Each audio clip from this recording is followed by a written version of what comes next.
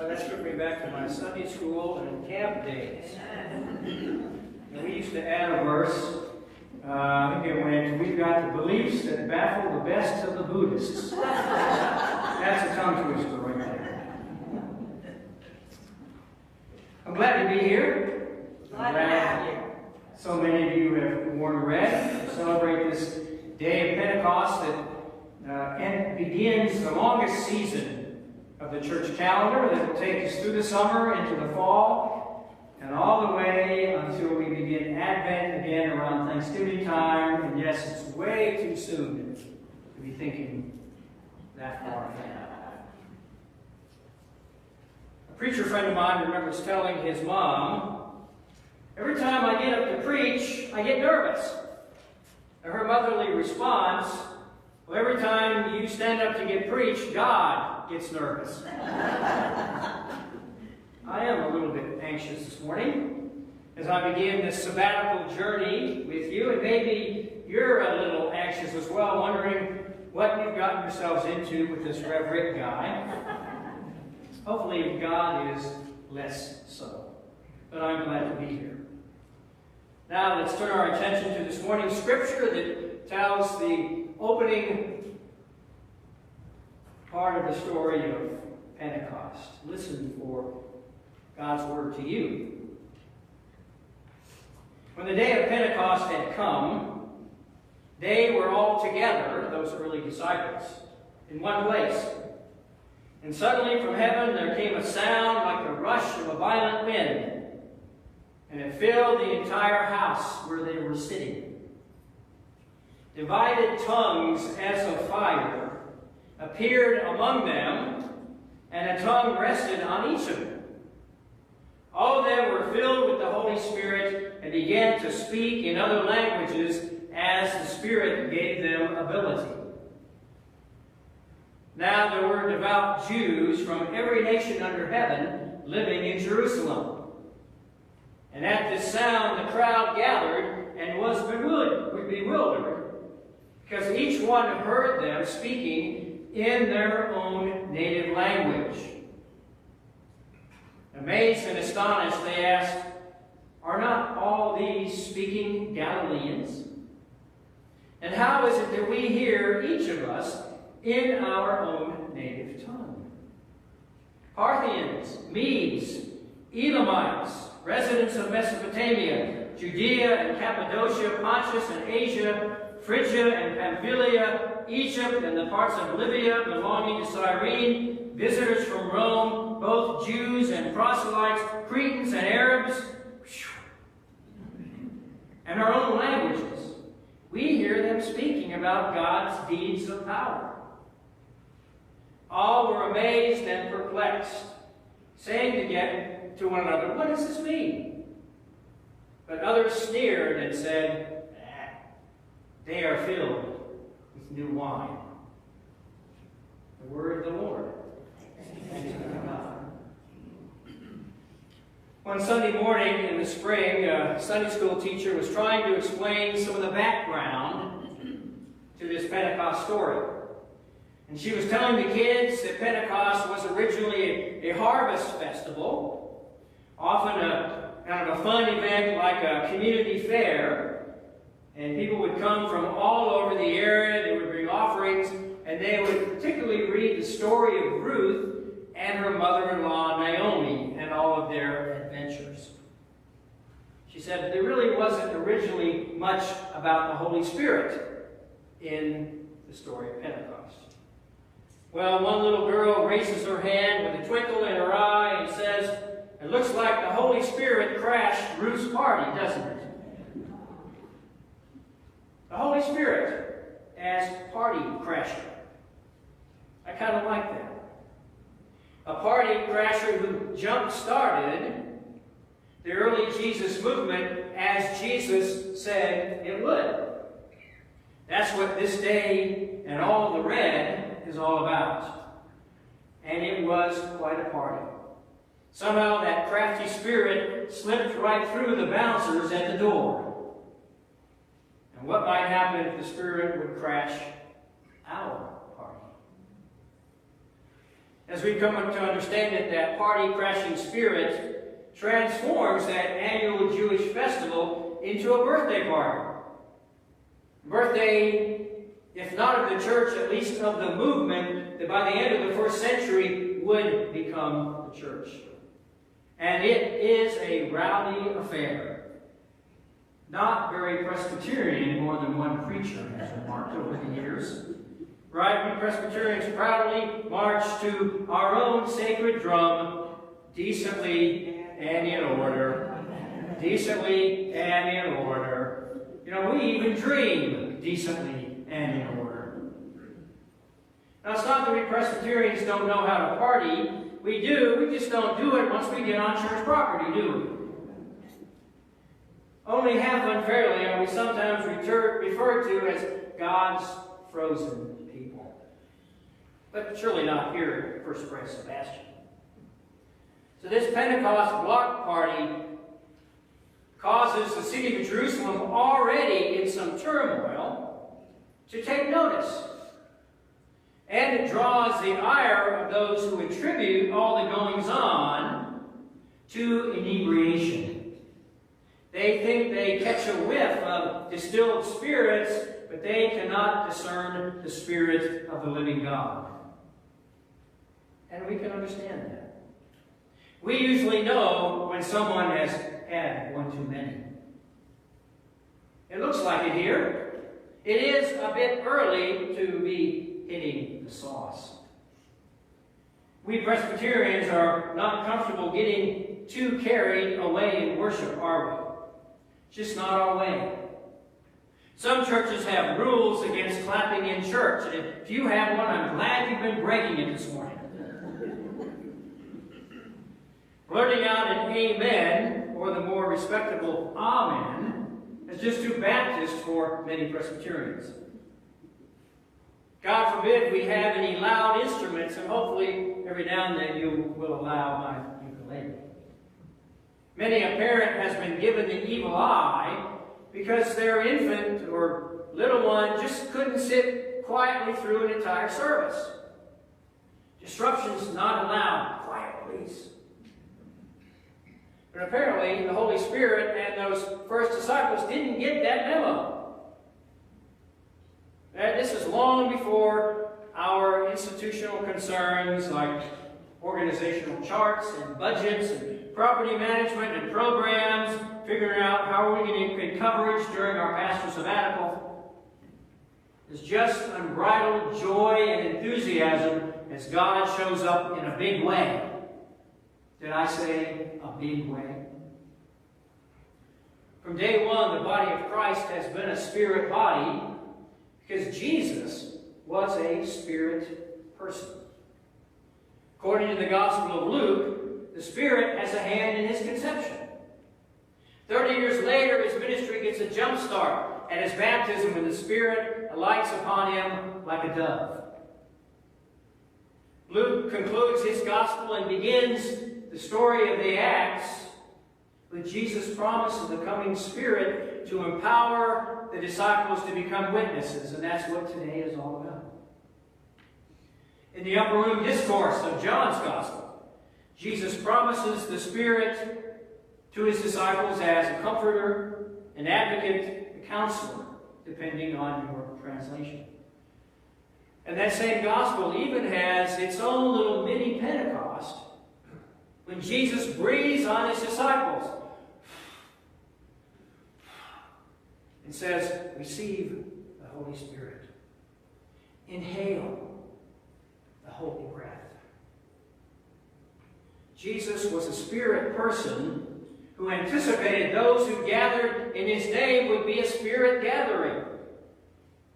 So at Pentecost, the Spirit's wind came and filled up the church's sails to full mast, and out of the harbor they go, out into the world. Now, I just mentioned the words breath and wind in the last 30 seconds, and that was deliberate. Because you may know that the two biblical words in our two biblical languages used for spirit are usually translated, or can be translated, as breath or wind. And you can hear it, and you can feel it in the act of saying. In the Hebrew, it's ruach. In the Greek, it's pneuma, from where we get our word pneumatic. So before the Holy Spirit became the third person of the Trinity, the Spirit was holy wind, or holy breath. And so the church is a pneumatic organism. Without that Spirit wind or Spirit breath, the church is just a flat tire. And we all know from experience that flat tires get us nowhere fast. Without the Spirit, there would have been no Jesus. Without the Spirit, there would have been no church. Without the Spirit, there is no church. Without the Spirit, this whole enterprise is just a flat tire.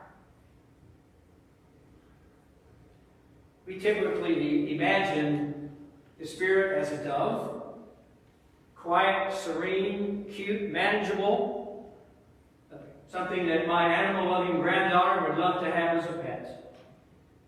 But not far into church history, the Celtic Christian community over in the British Isles latched onto a different kind of image for the Spirit. And if you didn't notice it until now, I want you to take your bulletin and look at it. And I'll grab mine. You may have wondered, what in the world is this all about? And the original was multicolored, and you could see the ribbons of fire there with that wild goose. That's the image that those Christian communities used for the Spirit. Not a meek and mild dove, but a wild goose, unpredictable, right? Explosive, unruly. Not the sweet, sweet dove-like Spirit. I don't know if you've ever been around geese, but they're rather obnoxious creatures. Right? Don't get too close, or they might chase after you. Sorry, Brianna, they don't make good pets. I don't know why our cousins on the British Isles came up with this. Maybe it reflected their life experience or their faith experiences. The larger Christian tradition has been much more comfortable with a cooing dove than a honking goose. I know I am. After all, I am a Presbyterian. It gives a whole new take to that old bumper sticker, honk if you love Jesus. My sermon title this morning. But I find this image of the Spirit as a wild goose tantalizing and appropriate for Pentecost. There's not a whole lot of Spirit dove at that first Pentecost. And a wild goose better captures the energy, the power, the holy confusion, the sheer obnoxiousness of what goes down that day in Jerusalem. Cooing doves just don't cut it. A gaggle of honking geese is much more like it. Crashing the party, as that young female theologian put it in that Sunday school class. And truth be told, even though the Spirit alights on Jesus as a dove, according to several gospel accounts, he is typically at least as much, if not more, a honking goose than a cooing dove. Of course, he had those serene, dove-like qualities that endeared him to so many, but he also had those honk-like qualities that pushed a lot of people away. So much of his ministry was about bursting boundaries, getting in people's faces, nipping at their heels, calling out hypocrisy, hanging with the wrong crowd, stirring up what the late Congressman John Lewis called good trouble. Honk, honk, honk. If you open up any page of the Gospels and listen, you'll hear it. Walking in the footsteps of the biblical prophets who did their share of honking, how could he have been otherwise? Jesus was something of a wild animal among domesticated creatures. And that reminds me of an early moment in C.S. Lewis's classic, The Lion, the Witch, and the Wardrobe. If you know anything about that story, one of the children in the story, young Lucy, she stumbles through a magic wardrobe in her uncle's house and finds herself in this wondrous land called Narnia.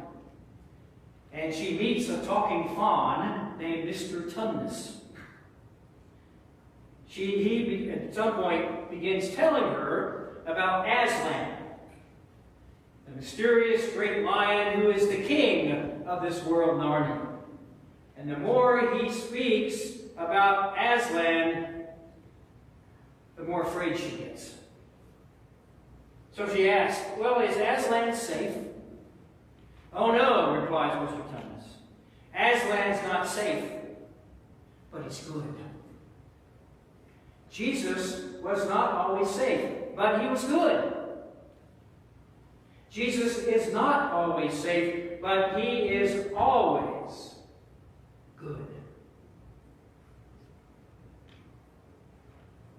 When you think about it, a cooing like a dove ministry would not have gotten Jesus crucified by the Roman Empire. The good trouble that he was involved in assured him that his destiny would be Calvary. And in the future, there are future times that the church fell into stagnation or apathy, the honking goose would show up and raise its voice and help the church move along or move into a new direction. One of those great events we call the Reformation. If you know anything about Reformer Martin Luther, there was not much dove-like about him at all. In key moments, the Holy Goose appears to show up to help the church go to a new place in its ministry and mission in Jesus' name. Our sacred traditions, our buildings, our practices, our creeds, not even our Holy Scripture can fully contain this holy wind, this holy breath, this wild goose. Sometimes it appears the people of God just need to get goosed. I wish I had a more delicate way to put that, but I didn't. Sorry. You can X that part out of the video. I want to close with a quote from author and naturalist Annie Dillard in her fine book, Teaching a Stone to Talk. And she's referring to our regular practice of attending worship. She writes, does anyone have the foggiest idea what sort of power we blithely invoke? Or, as I suspect, does no one believe a word of it? The churches are children playing on the floor with their chemistry sets, mixing up a batch of TNT to kill a Sunday morning. It's madness to wear ladies' straw hats and velvet hats to church. We should all be wearing crash helmets. Ushers should issue life preservers and signal flares. They should lash us to our pews, or chairs in your case. For the sleeping God may wake someday and take offense. Or the waking God may draw us out to where we can never return. It doesn't sound like any Presbyterian worship service I've ever been in. But it sounds just like Pentecost, doesn't it? Thanks be to God, I think.